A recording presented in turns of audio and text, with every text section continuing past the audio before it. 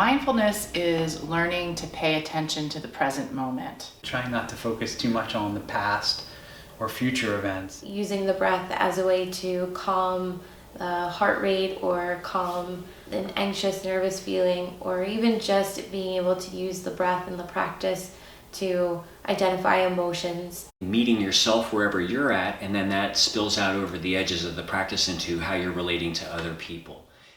Mindfulness is training our brain to notice what's happening now.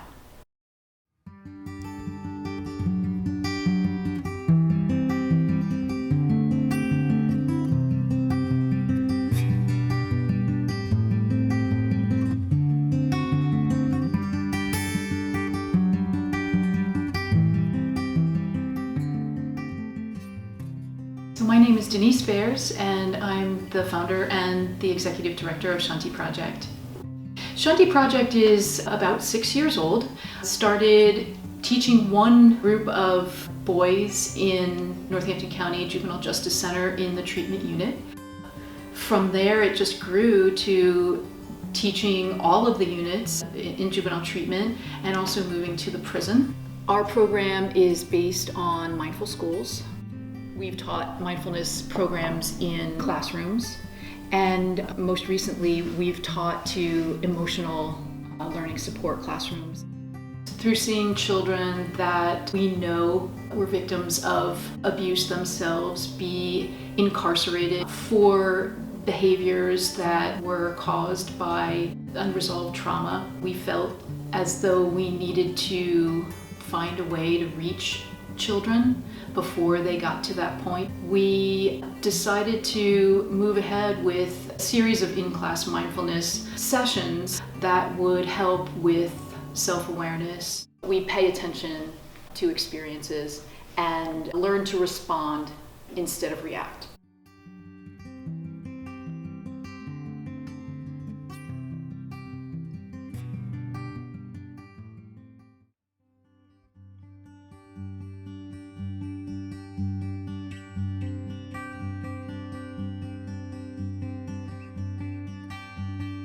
When we start out each session, we're a little bit overly stimulated from school, from things that are going on, and when we get them in this quiet space and we start to use props like a Tibetan singing bowl or a hourglass sand timer, moving and breathing all at the same time, the impact that I'm seeing is that the kids are actually calming. They're learning how to use these coping skills. In juvenile detention, I've noticed a lot of growth in some of them where they're opening up more and understanding how using some techniques to stay in the present moment can keep them protected from fears and anxiety.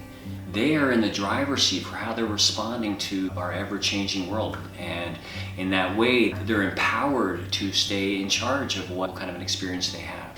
It's not just for the kids while we're there. The teachers are participating. Those seeds are being planted for them as well.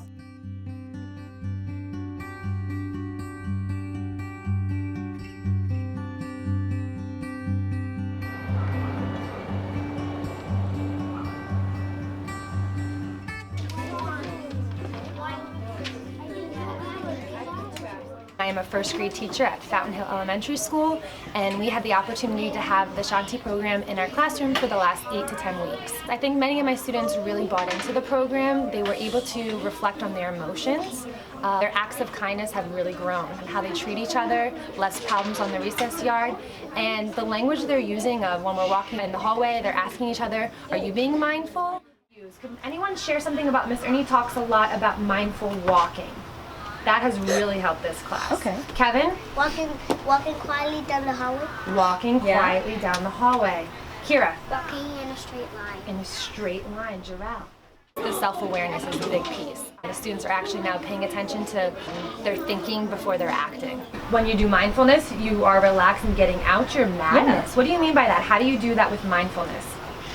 I take a big breath and I feel better and I have nice thoughts. you have nice thoughts and you take a deep breath. Awesome. It makes me reflect on how patient I am with the students. I think I'm handling situations very differently. And it also builds a sense of community. I think, seeing the students sit down and being calm, sitting and reflecting on themselves, but having me do it with them really brought us together as a class this year. It is really exciting to see kids who may be a little bit disconnected in their classroom have a more complete understanding of who they are and how they tick.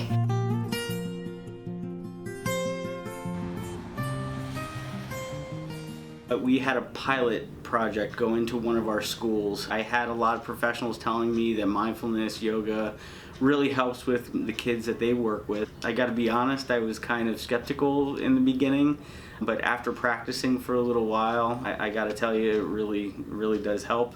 I had an experience with a young girl last week who was having an absolute tantrum. I was able to kind of gain eye contact with her and I said, can you please just take a breath with me? She took a couple breaths with me and she was able to kind of calm herself down. The kids I work with, they're really, they've got a lot of baggage and there's a lot kind of going on with them. And if these guys are able to kind of use it and benefit from it, absolutely, I think it definitely has a place in schools. So much of our education is just outside of ourselves, and mindfulness gives them an opportunity to kind of create a roadmap at an early age for who they are.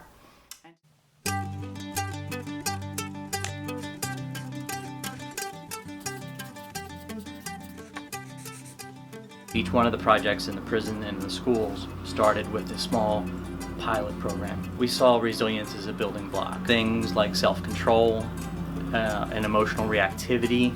The goal was to sort of implement the intervention, the mindfulness intervention or the yoga intervention, and to see what kind of changes that it had. In the prisons, women who went through this program twice a week showed improvements in energy and fatigue, self-control, self-esteem, and overall emotional well-being, and there were really powerful changes over a relatively short period of time. The Shanthi Project went into Cheston Elementary last year and they implemented the mindfulness program with a small group of children and found really positive results with teachers. Even those that were pretty skeptical starting out were very receptive. They found that it gave them more time on task with the kids, and perhaps the most impressive thing was that they saw about a 30% reduction in the number of behavioral referrals. I think that these kinds of interventions focus on is really those core underlying skills, the ability to regulate emotions, the ability to be resilient in the face of adversity. And ideally we have some very good information to communicate the value of these kinds of programs.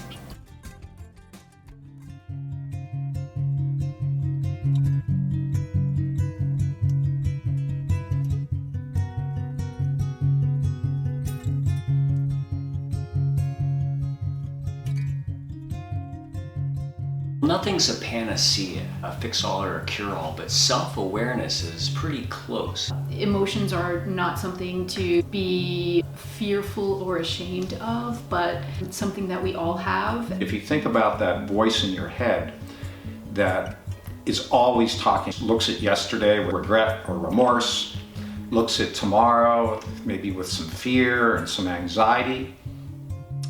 Mindfulness is about realizing that the only thing that really matters is right now, right here. You start living your life when you're present in the moment. Mindfulness is about not judging, but just learning to be aware of who we are. In a way that can increase cognitive ability, increase authenticity, increase their sincere and true connections to other people. And the world needs more of that.